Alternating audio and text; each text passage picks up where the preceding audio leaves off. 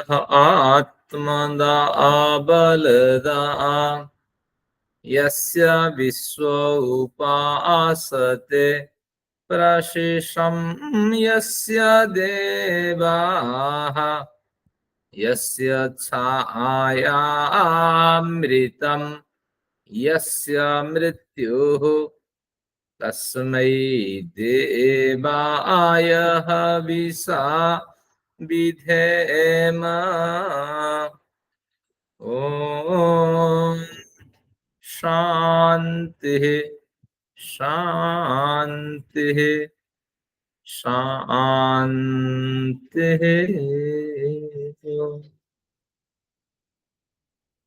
उस सर्वव्यापक परम पिता को नमन है जो प्रतिपल हमारी हर गतिविधियों को देख रहे हैं, हमें प्रोत्साहित कर रहे हैं, हमें उत्साहित कर रहे हैं। और आप सभी को मेरा अभिवादन। आप सभी अपनी उपस्थिति से आर्ष साहित्य के प्रति रुचि जाहिर करते हैं, मेरा उत्साहवर्धन करते हैं। सभी आप नमस्य और धन्यवाद के पात्र हैं। आज हमारा सत्र है ध्यान साधना एक अभ्यास। तो इस तरह एक रोचक प्रकरण है। तो इस प्रकरण को 3 हिस्सों में हम बांटते हैं ताकि प्रकरण की सरलता आपको समझ में आ जाए। सबसे पहले श्वास की साधना। इस तरह एक साधना क्रम चलाते हैं 10-15 मिनट। इस पे आप अपने को एकाग्रता प्रदान कराएं। द्वितीय पर्याय में जब श्वास साधना का थोड़ा अभ्यास कर लेंगे, थोड़ा शास्त्रीय सिद्धांत इसको हमें समझना होगा, क्योंकि श्वास साधना से काम नहीं चलने वाला है। विपासना मेडिटेशन को श्वास साधना कहते हैं, क्योंकि जब तक रहस्य आप नहीं जानेंगे तो गहराई पे उतर नहीं सकते। तो बच्चों के स्तर में होता है श्वास साधना, वहां से भी एकाग्रता मिलती है, लेकिन हमें उससे आगे बढ़ना है। हर पल हमें विचार आते रहने चाहिए कि हमें और आगे बढ़ना है, और आगे बढ़ना है। इन आचार्यों को सुन लिए, इन ग्रंथों को पढ़ लिए, और आगे बढ़ना है, तभी जाके सफलता मिलती है। तो द्वितीय पर्याय में मेडिटेशन संबंधित जो शास्त्रीय सिद्धांत है, मैंने एक पत्रक भी बनाया है आप सभी के लिए, तो उसका हम स्वाध्याय करेंगे। फिर तृतीय पर्याय में आधे घंटे का एक मेडिटेशन, क्योंकि महर्षि कहते हैं सप्तम समुल्लास जाकर के आज पढ़िएगा। महर्षि लिखते हैं कि जब भी मेडिटेशन करने बैठे हैं, कम से कम 1 घड़ी आपको मेडिटेशन करनी चाहिए। आगे के प्रकरण में वो कहते हैं कि दिन में कम से कम 2 घड़ी मेडिटेशन आपको करने चाहिए। तो शाम सुबह इस तरह 1 घड़ी अगर निकालेंगे तो मेडिटेशन साधना में एकाग्रता मिलेगी और यथार्थ रूप से आपकी साधना होगी। नहीं तो क्लरिकल वर्क हो जाएगा, बैठे आप। नौमो समोल्लास है गुरु जी के 7वां समोल्लास है। हाँ, 7वें समोल्लास में प्रायः प्रथम द्वितीय पृष्ठ के आसपास वो बिल्कुल स्पष्ट लिखते हैं कि 1 घड़ी जब भी आप बैठें, 1 घड़ी बैठें। तो 1 घड़ी से अभिप्राय हमारा होता है 24 मिनट, यानी आधा घंटा कम से कम मेडिटेशन आपको करना चाहिए। आपको मैंने अभ्यास कराया 15 मिनट का, लेकिन उससे थोड़ा आगे भी हमें बढ़ना चाहिए। और सिद्धांत को समझ के अगर मेडिटेशन करते हैं रुचि होती है। तो इस तरह ये 3 प्रकार है, इसको समझते हैं और द्वितीय पर्याय को हमें समझने का भली भांति प्रयत्न करना चाहिए। तो आइए श्वास मेडिटेशन समझते हैं। श्वास साधना इसको कहते हैं। इसकी भी बड़ी महत्ता है। छोटे बच्चों को और जो नए आगंतुक है उनको बोलिए। सबसे पहले समझिए कि जो सांसें चलती है निर्बाध रूप से चलती है। अगर सांसों में थोड़ा अवरोध हो जाए तो निश्चित रूप से जो स्वाभाविक क्रियाएं हैं उनमें थोड़ा बदलाव हो जाता है और हम जिस दिशा की ओर फोकस करना चाहते हैं उसमें एनर्जी हमें मिल जाती है। और कुछ नहीं है, श्वास की गतियां चलती है, हम अपना कार्य करते हैं और श्वास की गति में अगर थोड़ा बदलाव कर देते हैं हम, तो उससे हमें एकाग्रता मिलती है और हमें विचार करने की एक प्रौढ़ता आती है। इसी को कहते हैं श्वास साधना। तो ये इसको विपासना साधना कहते हैं। विपश्यना, बी यानी विशेष रूप से, पश्यना यानी देखना। पस धातु से, वेद में पस धातु का भी प्रयोग है। दृढ़ धातु से पस रूप बनता है, लेकिन पस धातु भी वेद में है, तो इसलिए ये वैदिक शब्द है विपश्यना, यानी विविध रूप से देखना। किसे देखना? सांसों को देखना। तो इसमें क्रिया ये है कि आंख बंद करके बिल्कुल आराम से आप बैठ जाएंगे और सांसें आपकी बाहर जा रही, उस पे दो आंखें तो आपकी बंद है, लेकिन जो अभी सक्रिय आंख है वो मन रूपी नेत्र है, उसी को उस सांसों के साथ आप बाहर निकालिए मन को। फिर सांसें अंदर आ रही है, फिर मन को अंदर ही अंदर प्रवेश कराइए। तो इस तरह थोड़ी देर जाते हुए आते हुए सांस को इस तरह देखें, और इसके बाद थोड़ी लंबी गहरी सांस भी लें और उसी के साथ मन को भी लंबी गहरी यात्रा पे छोड़ दीजिए। फिर लंबी गहरी सांस अंदर भरें। तो बस इसी तरह क्रिया जो होती है ये 10 मिनट में आपकी हो जाएगी, और ये प्रारंभिक क्रिया है साधना की। तो ये क्रिया को हम शुरू करते हैं। बिल्कुल थ्योरी स्पष्ट हो गई, आंखें बंद रहेगी। पहले नॉर्मल सांस के साथ आपकी जो मनन नेत्र है, मन रूपी जो चक्षु है वो चलती रहेगी, वो नेत्र चलता रहेगा। फिर मैं संकेत करूंगा, फिर लंबी गहरी सांस लेंगे, उसके साथ भी मन को दौड़ाएंगे, फिर वापस ले लेंगे। केवल 10 मिनट की एक क्रिया है। तो सबसे पहली जो सिद्धांत है, पहला जो सिद्धांत है, आप व्यवस्थित होके बैठें, 10 मिनट बैठ सकें सुखासन में। और क्या करें? कमर, रीढ़ की हड्डी, गर्दन, ये बिल्कुल समांतराल रूप से रहें, सीधे रहें। कोमलता से नेत्र बंद, दोनों हाथ आपके जंघों पर रहें, और आपको कुछ नहीं करना है, केवल एक बार हम ओंकार का उच्चारण कर लेते हैं ताकि हमारी विधि वैदिक बने। और इसके बाद जाते हुए आते हुए सांस पे हम मन को दौड़ाएंगे।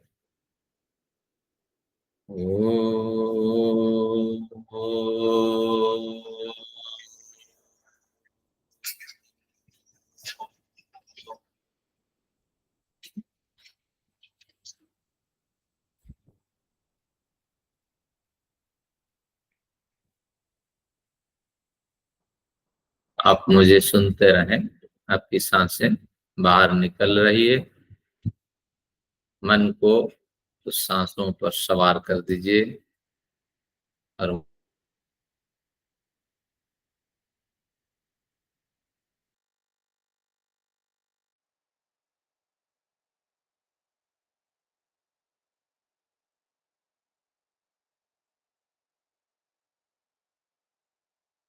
इस तरह अपने मन को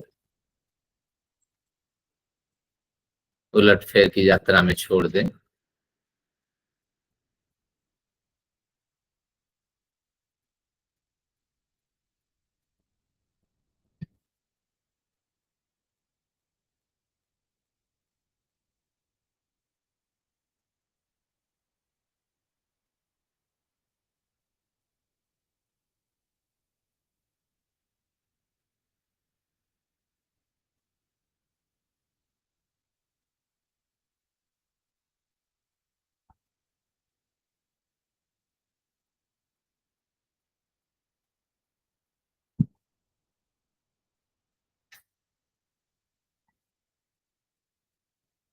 बड़ी एकाग्रता और निष्ठा के साथ इसी क्रिया को दोहराते रहें। सांसें बाहर जा रही हैं, मन भी साथ में है। सांसें अंदर प्रविष्ट हो रही हैं, मन भी उनके साथ अंदर प्रविष्ट है। कोई तो शक्ति है जो सांसों को अंदर खींच रही है, सांसों को अंदर खींच रही हैं और बाहर बाहर कर रही हैं। हम उसी शक्ति के इर्द गिर्द घूम रहे हैं, उसे जानने की कोशिश कर रहे हैं।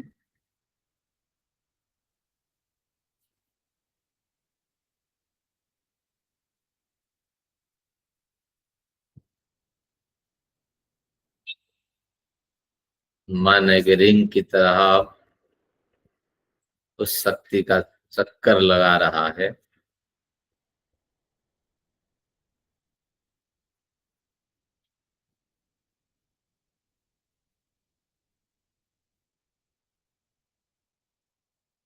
मन की अज्ञानता, जीवात्मा की अज्ञानता आप समझे, इसी से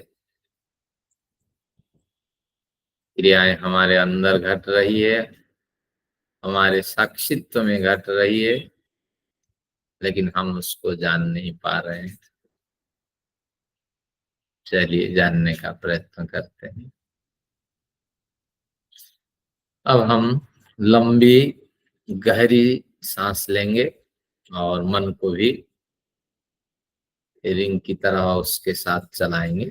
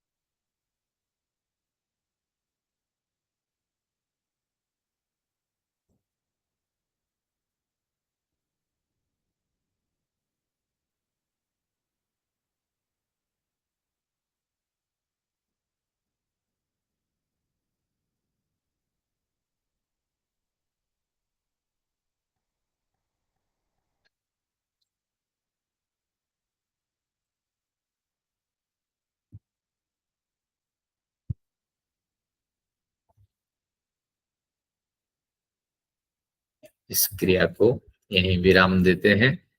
एक बार फिर ओंकार का हम उच्चारण करेंगे, क्योंकि ईश्वर के स्मरण के बिना कोई भी क्रिया, कोई भी विधान, कोई सा भी विधान सिद्ध नहीं होता है। आइए फिर ईश्वर का स्मरण ओंकार के साथ। ओम।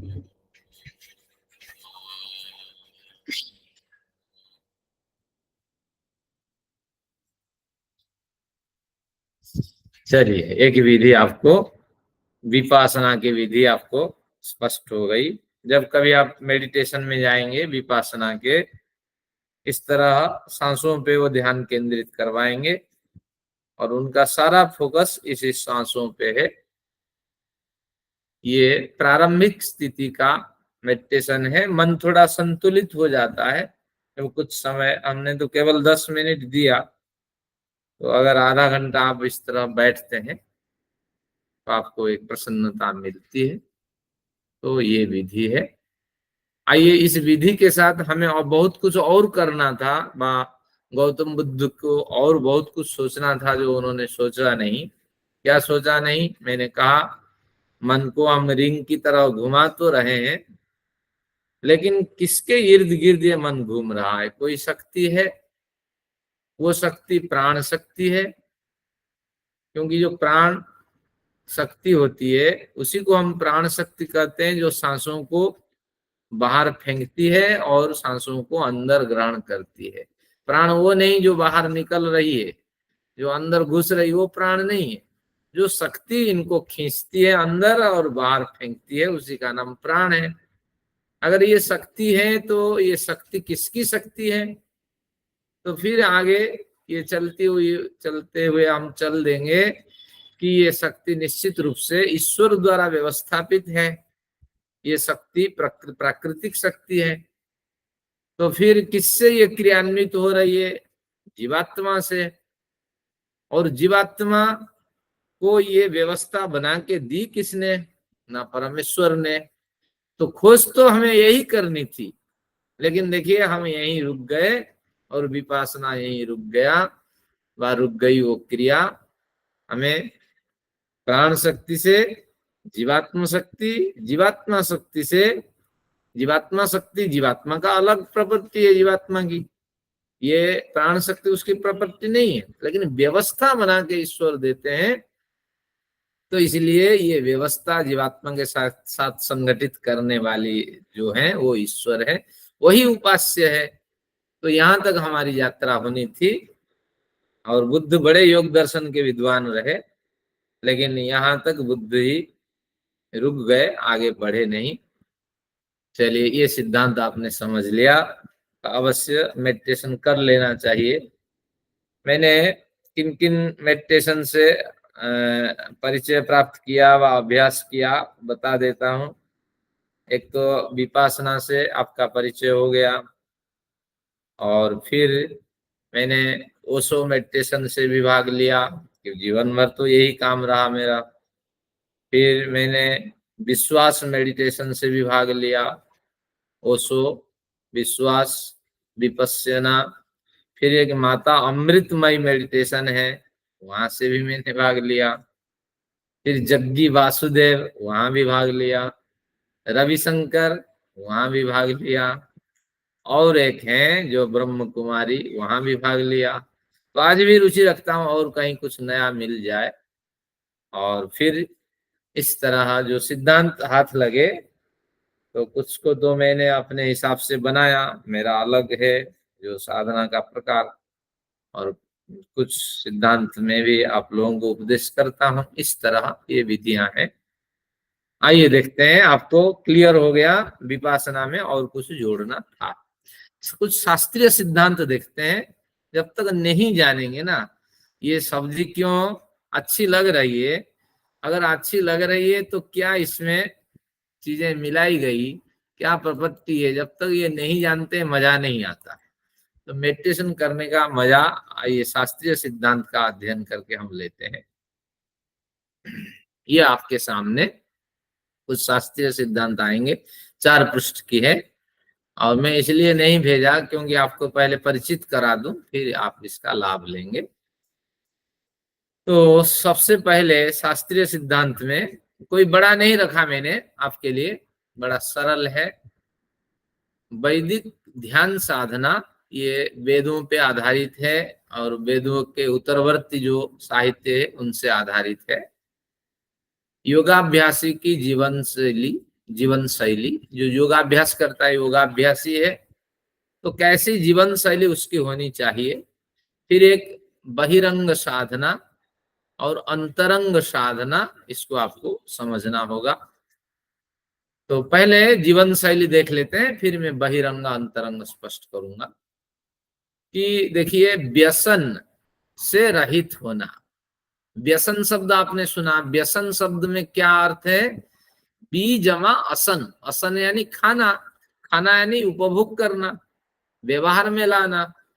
तो विविध रूप से सांसारिक भोगों में जो आसक्ति है, विविध रूप से आसक्ति, विविध भोगों में, ये भोग चख लिया, वो भोग चख लें, वो भोग चख लें। तो इस तरह आत्मकल्याण के लिए विविधता हो तो लाभ है। जैसे मैंने कहा, कई मेडिटेशन आपको करने होंगे तभी लाभ मिलेगा। तो इसी तरह आत्मकल्याण के लिए व्यसन हो सकता है, विद्या में व्यसन हो सकता है, लेकिन सांसारिक भोगों में अगर व्यसन हो जाए तो आप योगाभ्यास नहीं बन सकेंगे। तो ध्यान रखना, ये व्यसन से रहित हो जाना है। व्यसन से केवल अभिप्राय होता है हमारा सांसारिक भोगों में जो आसक्ति है, जो अधिकता, उन भोगों में चिपक रहने की जो स्थिति है। और मन से, मन वाणी शरीर आप जानते हैं, किसी की हिंसा नहीं करना। तो वो विषय स्पष्ट नहीं होता है, हिंसा नहीं करना। मन से कौन सी हिंसा होती है? मन से किसी का अहित चिंतन नहीं करना। शत्रु होने पर भी हमारा शास्त्र क्या कहता है? दंभो जम्भे दधमा, हे ईश्वर आपकी न्याय व्यवस्था पे छोड़ता हूं, मैं कोई अनिष्ट चिंतन उसके लिए नहीं करता हूं। तो इस तरह हमारा शास्त्र है। लेकिन ऐसा नहीं है, कुछ हद तक तो हम करेंगे, जहां हमारा वजूद को खतरा है वहां तो हमें उग्रता भी दिखाना है, क्योंकि हमारे शास्त्र भी कहता है सत्यम बृहत रितम उग्रम, बृहत उग्रता भी हमें प्रदर्शन करने का अधिकार है हमारा अस्तित्व बचाने के लिए। तो लेकिन ज्यादातर यानी 90% तक हम क्या करेंगे कि अहिंसा का पालन करेंगे, मन से किसी को आहत नहीं करना, अहित चिंतन नहीं करना किसी का, वचन से किसी को आहत नहीं करना, शरीर से किसी को आघात नहीं पहुंचाना, इस तरह मन वचन शरीर से अहिंसा का पालन करना। आत्म कल्याण के लिए योग साधक आत्म प्रशंसा से दूर रहता है, तो इसलिए अपने जो परिचय क्षेत्र है उसको छोटा करते जाना है। परिचय क्षेत्र बढ़ेगा तो लोगों की प्रशंसा आएगी, और लोगों की प्रशंसा के लिए आपको भी समय देना पड़ेगा। सभी तो अपने हैं, तो आप समय किसको नहीं देंगे? कोई नाराज हो जाएगा, कहीं कुछ आपके बारे में कहेगा, आप अपनी प्रतिष्ठा चाहते हैं, कोई व्यक्ति नहीं चाहता अपनी प्रतिष्ठा। तो इसलिए जितना दायरा छोटा होगा आपको समय मिलेगा, एकाग्रता मिलेगी, आप अपने ज्ञान अपने समझ से कार्य करें। और ऐसा नहीं कि आपको सहयोगी नहीं मिलेंगे, लेकिन न्यूनतम सहयोगी से आप काम चलाने का प्रयत्न करें। अधिक दायरा बढ़ाएंगे तो साधना में विघ्न होगा। आगे देखते हैं, केवल उन्हीं मित्रों से संबंध रखना चाहिए जो उन्हीं मित्रों से संबंध रखना है जो सांसारिक विषय भोगों की चर्चा न करते हों। बड़ी चर्चा होती है ना, ये लड़की कैसे जा रही है, ये महिला कैसे देख रही है, ये जो सांसारिक विषय भोगों की चर्चा है, और क्या खाएं, कहाँ कैसे हड़पें, इस तरह चर्चा जहां ना होती हो तो उन मित्रों से संबंध रखना। लेकिन जो केवल आध्यात्मिक चर्चा और पवित्र जीवन शैली से समय व्यतीत करते हो, तो ऐसे मित्रों से हमारा संबंध होना चाहिए।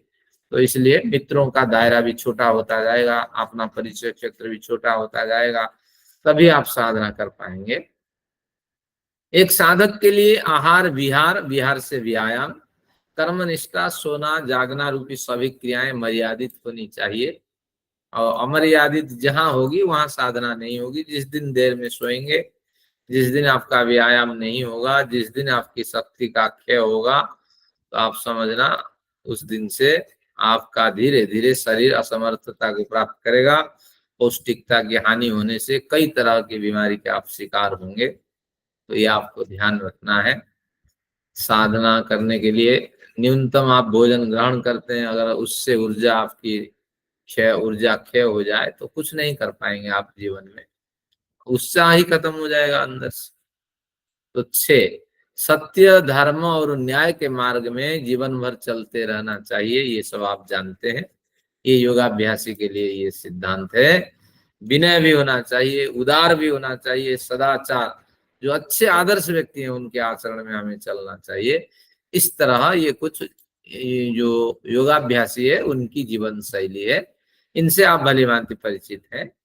अब जो आप पढ़ चुके हैं और विस्मृत हो चुके हैं, हम सबने बैठ करके बड़ी बैठक लगा करके हमने क्या किया, योग दर्शन पढ़ा।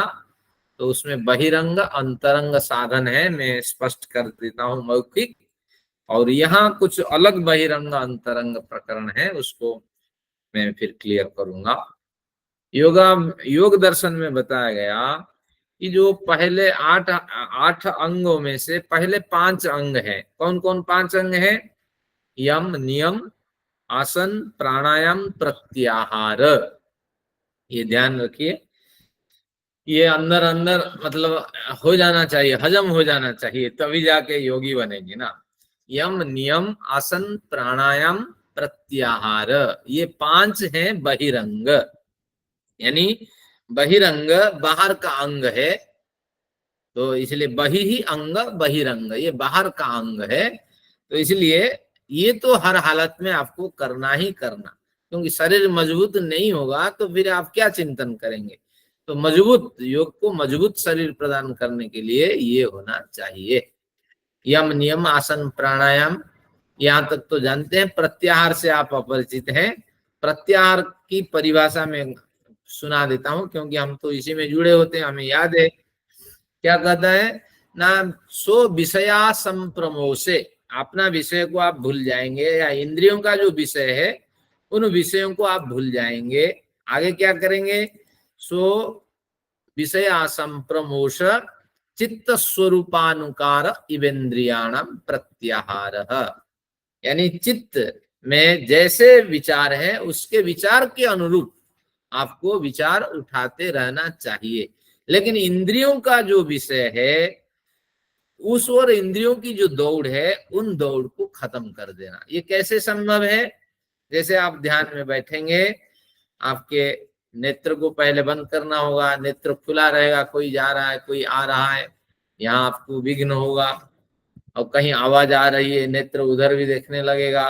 तो इसलिए पहले नेत्र को बंद करेंगे। जब नेत्र बंद हो गया तो 50% आपको सफलता मिल गई ध्यान में।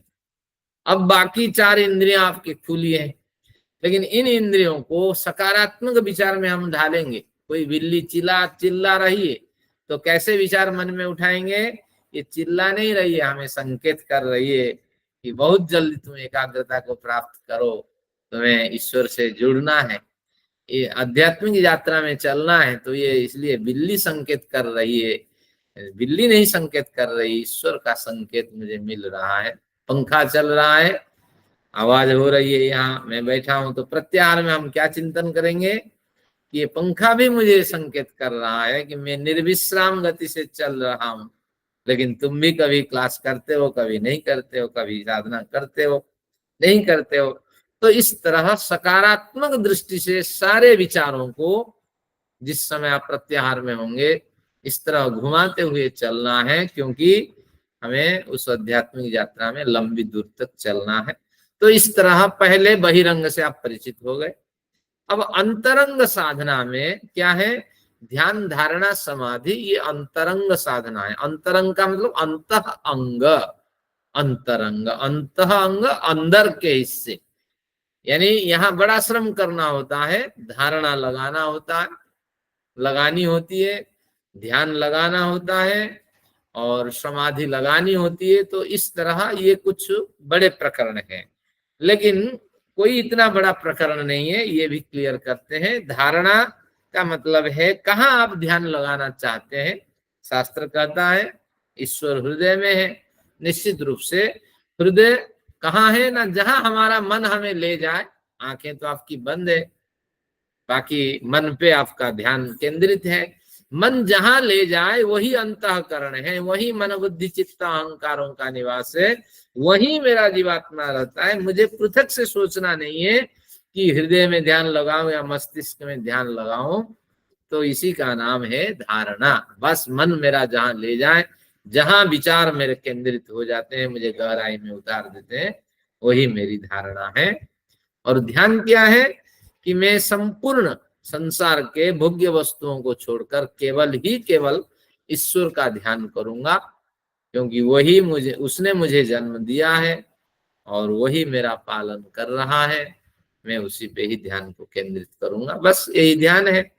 समाधि थोड़ी कठिन है, इसको मैं क्लियर कर देता हूं योग दर्शन की परिभाषा में।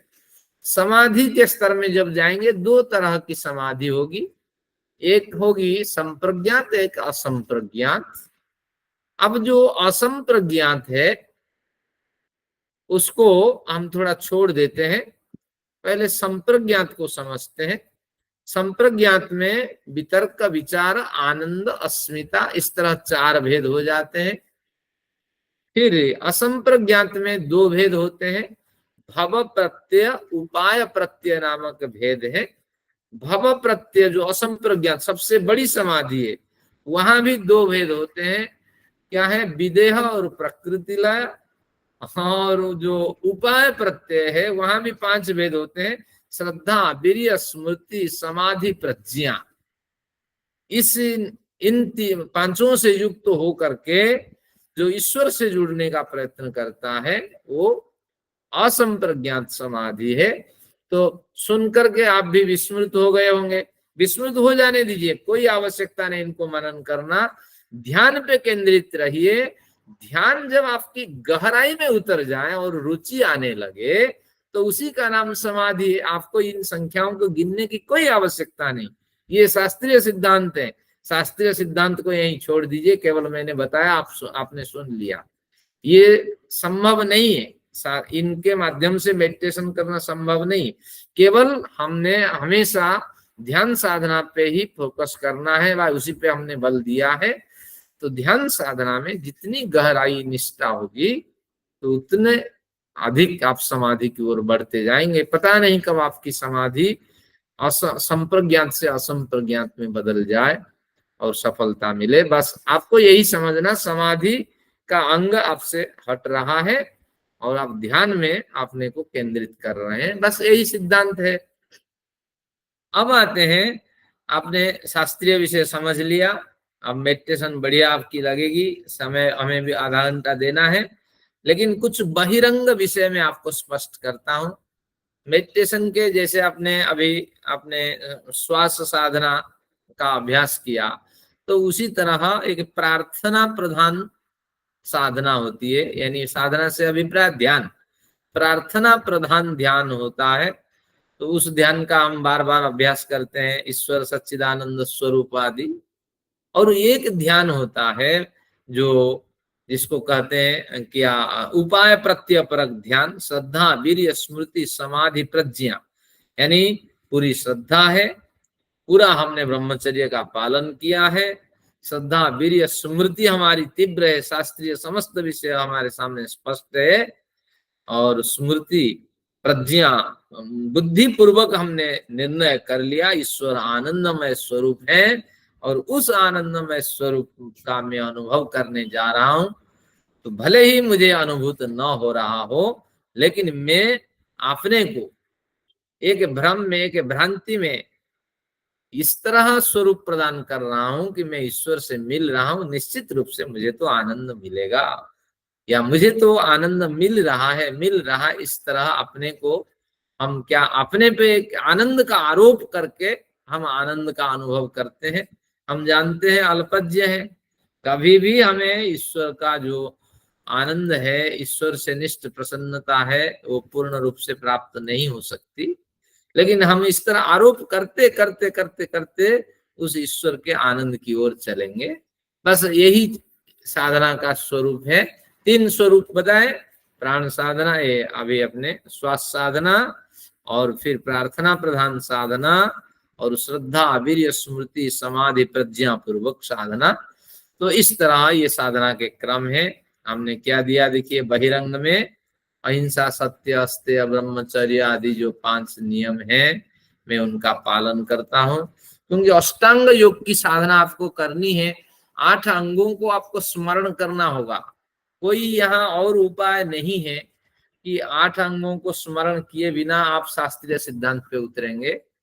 तो आप मेडिटेशन लगाते हुए, अभी मैं अभ्यास कराऊंगा, स्मरण तो इतना करेंगे, अहिंसादि यमों का, 5 यमों का मैं पालन कर रहा हूं, और शौच संतोष आदि जो हमारा नियम है, 5 नियम है, उनका मैं पालन कर रहा हूं। इस तरह क्रम से आपको गुजरना पड़ेगा, और अपने पे आत्मसमीक्षा करते रहनी पड़ेगी, तभी जा करके सफलता मिलेगी। तो अहिंसा आदि 5 यमों का पालन और अध्यात्म शास्त्र का प्रतिदिन स्वाध्याय करना, ये कुछ बहिरंग साधना है। और फिर आपकी दृष्टि से जो आदर्श उपासक है उनके बीच कुछ समय बिताना, ये मेरा कुछ विचार है। आप इसमें कितना ग्रहण करते हैं कितना नहीं करते हैं अलग बात है। अनुभवी उपासकों से साधना संबंधी परामर्श लेते रहना चाहिए, आसान से ये नहीं होता है। और यहाँ से 5 से लेकर के ये जो आपके बिंदु है 8 तक 9 तक, ये आपको हर हालत में जैसे मेडिटेशन में बैठेंगे इनका विचार करना होगा। तो 5 से क्या है, देखिए 5 जो बिंदु है ये क्या कहता है, चतुर्व्यूह का चिंतन करना चाहिए। ये हिंदी में बहुत कुछ लिखा है, आपको कठिनाई होगी। देखिए 4 व्यूह का हम चिंतन करेंगे, जैसे आंखें बंद करके बैठेंगे। तत्काल मेडिटेशन में एकाग्रता नहीं मिलती है, मन को बनाना पड़ता है। तो सबसे पहले विचार करेंगे दुख बहुल संसार है, इसलिए इसको मैं छोड़ना चाहता हूं। संसार में जो सुख मैंने देख लिया, जो नहीं देख लिया अनुमान भी लगा लिया, यही है, लेकिन 100% सुख तो नहीं है। तो इसलिए इससे बेहतरीन यात्रा चलना है, तो इसलिए ये संसार मुझे अब खुशी देने वाला नहीं है, इसको मैं छोड़ना चाहता हूँ, अगले जन्म में मेरे हाथ से ये निकल जाए। क्योंकि अब चाहते हुए हम इस जन्म को समाप्त नहीं कर सकते, प्रारब्ध है। तो इस प्रारब्ध भोग के बाद हे ईश्वर, इस हेय संसार से मुझे मुक्त कर दीजिए, बस ये विचार करना। फिर ये संसार जो दुखमय है, इसका कारण क्या है? प्रधान पुरुषयो संयोग हेय हेतु। पुरुष यहाँ भोगों को तरह तरह भोगना चाहता है, जैसे थोड़े पैसे हो जाते हैं और थोड़ा कमाना चाहता है, और थोड़ा कमाना चाहता है, ज्यादा पैसे हो जाए बिल्डिंग खरीद लेता है, कई प्रॉपर्टी बना लेता है, कई तरह के काम करता है। तो ये जो आसक्ति है, ये निश्चित रूप से संसार में बांधने वाली है। तो इसलिए अब ये आसक्ति के पीछे कारण क्या है?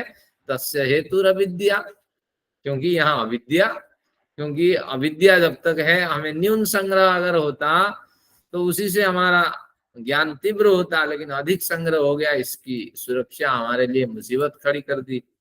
तो अविद्या आदि पंच क्लेश यहाँ कारण है, जो हमें आसक्ति में बांध करके ये रखते हैं। फिर आगे संयोग से आत्यंतिक निवृत्ति हानम, अगर इसको हम छोड़ना चाहते हैं तो पूर्ण रूप से अविद्या को नाश करना होगा, आसक्ति से बचाव करना होगा, तब जाके कुछ संभव हो सकता है। तो ये दिखता है। और क्या है इसके पीछे तर्क है? हनोपाय सम्यक दर्शनम। जब यथार्थ ज्ञान का लाभ होगा, तो यथार्थ ज्ञान कब मिलेगा? कुछ शास्त्रीय सिद्धांत से, कुछ हमारे आदर्श व्यक्तियों के उपदेश से, कुछ ध्यान साधना से। ये तीन उपाय है। जो नहीं जानते हैं, आदर्श व्यक्तियों के उपदेश से उनको जानेंगे, शास्त्रीय सिद्धांत के मनन से कुछ समझ में आएगा, और फिर मेडिटेशन के माध्यम से प्रज्ञा को विकसित करेंगे।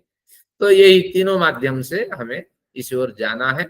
तो ये चार पंक्तियां आपको रट के रखनी होगी, साधना करनी है। और फिर थोड़ा ये भी चिंतन करना होता है व्याप्य व व्यापक ईश्वर का संबंध, कि मैं जीवात्मा व्याप्य हूँ, ईश्वर व्यापक है। तो निश्चित रूप से ये व्यापक ईश्वर मेरे अंदर बाहर सब ओर विद्यमान है। तो मुझे किसका भय और किसकी चिंता? ईश्वर के सानिध्य में, ईश्वर की गोद में, ईश्वर के आलिंगन में हमेशा मैं चिपका हुआ हूँ, तो मैं अपने को धन्य मानता हूँ। इस तरह चिंतन करना होगा। स्वस्वामी संबंध चिंतन करना होगा। जो शरीर मिला है, ईश्वर मेरा स्वामी है, मुझे बिना पूछ करके उन्होंने इस शरीर को दिया है। जो सफलता मेरे जीवन में है, ये सब ईश्वर प्रदत्त है, इसमें मेरा कुछ नहीं है।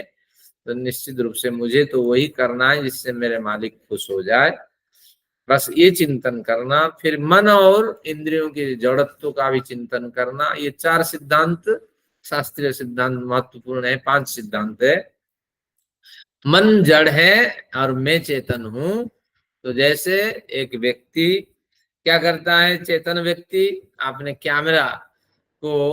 कैमरा के माध्यम से फोटो खींचता है, तो इस तरह कैमरा जड़ है, तो जड़ कैमरा के समान जो मेरा मन जड़ मन है, उससे मैं ईश्वर में रमण करना चाहता हूँ। ईश्वर के फोटो छाया चित्र, ईश्वर की स्मृति को तीव्र करना चाहता हूँ।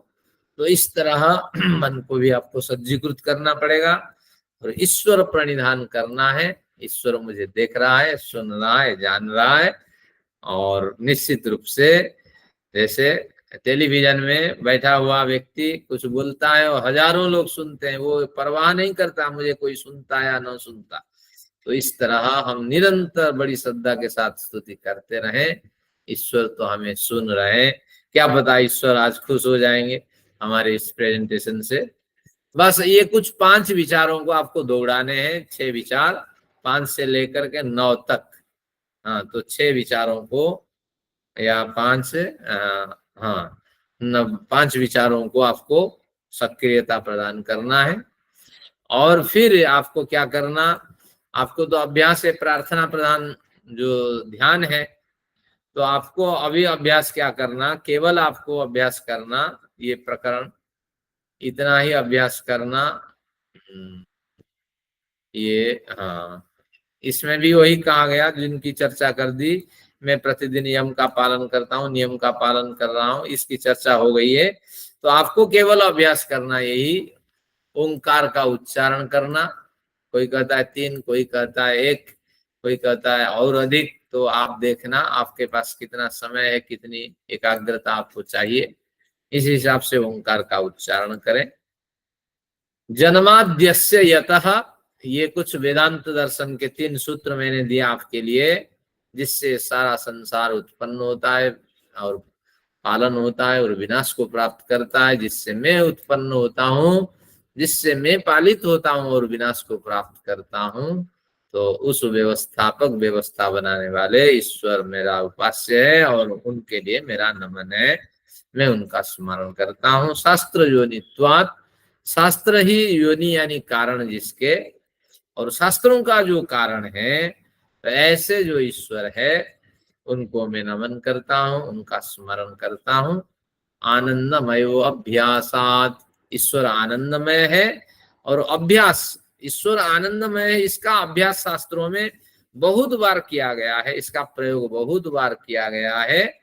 इस तरह एक अर्थ है। दूसरा, आनंदमय जो ईश्वर है, बार बार अभ्यास करने से, उनकी उपासना करने से स्वयं जीवात्मा भी आनंदमय हो जाता है। तो ऐसे ईश्वर का चिंतन करके मैं आनंदित होना चाहता हूँ, इस तरह विचारों को आप उठाएंगे। ये कुछ मेरे विचार हैं, एक बार पढ़ लेता हूँ ताकि आपको थोड़ा अनुभव हो जाएगा। बस इसके साथ मैं ईश्वर के सानिध्य में हूँ, अपने पिता के सानिध्य में हूँ, जिन्होंने मुझे जन्म दिया है और मेरा पालन कर रहा है, जो मेरा पालन कर रहा है। मुझे आनंदमय ईश्वर के सानिध्य में रहते हुए आनंद का अनुभव हो रहा है। मैं युवावस्था की स्फूर्ति अनुभव कर रहा हूँ। दुखपूर्ण संसार में तत्वज्ञ विद्वान जैसी प्रसन्नता, विद्वान को जैसी प्रसन्नता की अनुभूति होती है, ऐसी ही मैं आनंद अनुभव कर रहा हूँ। ईश्वर के सानिध्य रूपी बसंत की बहार से मैं पुलकित हूँ, रोमांचित हूँ। ईख, खीर, शहद, फल रसों से कहीं अधिक मधुरता में अनुभव कर रहा हूँ। मुझे विश्वास होने लगा है कि इस जन्म में मैं अविद्यादि 5 क्लेशों का विनाश कर जन्म कर्म के बंधन से मुक्त हो जाऊंगा। अहम इंद्रो न पराजिज्ञ इद्धनम न मृत्यवेव तस्थे कदाचन। अरे मैं इंद्र हो गया हूं, अर्थात ईश्वर के सानिध्य प्राप्त कर मैं शारीरिक और मानसिक स्तर से बलशाली बन गया हूं। अब मौत के पंजे के नीचे दबोच लिए जाने पर भी मैं हार नहीं मानने वाला हूं। मैं तो इस जन्म को सफल बना के ही रहूंगा। तो बस इस तरह आपको ये आनंदमय अभ्यासात के साथ, इस पंक्ति के, ये महत्वपूर्ण पंक्ति है, ये दोनों भूल जाए आपको कोई महत्व नहीं है, लेकिन इस पंक्ति को आपको याद रखें। जब भी निद्रा आपकी टूट जाए तो इसमें ध्यान को केंद्रित करें। आनंदमय अभ्यासात, बार बार ईश्वर के मनन चिंतन करने से साधक आनंदित हो जाता है। मैं भी आनंद अनुभव कर रहा हूँ, इस तरह एक आरोप अपने पर आप करें और आनंद का अनुभव करें। और फिर आगे थोड़ी देर निर्विचार, ईश्वर अगर समय है थोड़ा निर्विचार विचार चिंतन करें, बैठे, सांसों को देखें और अपनी स्थिति, जो अल्पज्ञता की स्थिति, उसका विचार करें। और ज्ञान का इतनी लंबी अवधि होने पर ज्ञान का उदय नहीं हो रहा है, कोई नया परिवर्तन जीवन में आ नहीं रहा है, आध्यात्मिक मार्ग में जा नहीं रहा हूं, इस तरह जो अपनी कमियां उसको भी मनन करें। फिर अंत में ईश्वर ने अवसर दिलाया, एकाग्रता दिलाई, उसका धन्यवाद। फिर ईश्वर का नमन करें। ये कुछ मेडिटेशन के स्वरूप है। हमारे पास 10 मिनट और वो 15 मिनट, 25 मिनट, देखते हैं, आधे घंटे आपके लेते हैं। इसका आनंद थोड़ा हम ले लेते हैं। किसको इस बीच में कुछ प्रश्न है देख लीजिए, नहीं तो फिर हम मेडिटेशन सत्र को शुरू करते हैं। अब ये सीट सामने रहेगी तो आपको कठिनाई होगी। कुछ विचार हो आप देख लीजिए, अब फिर मेडिटेशन की ओर बढ़ते हैं। चलिए, किसी का कोई प्रश्न नहीं है, अब हम आगे बढ़ते हैं।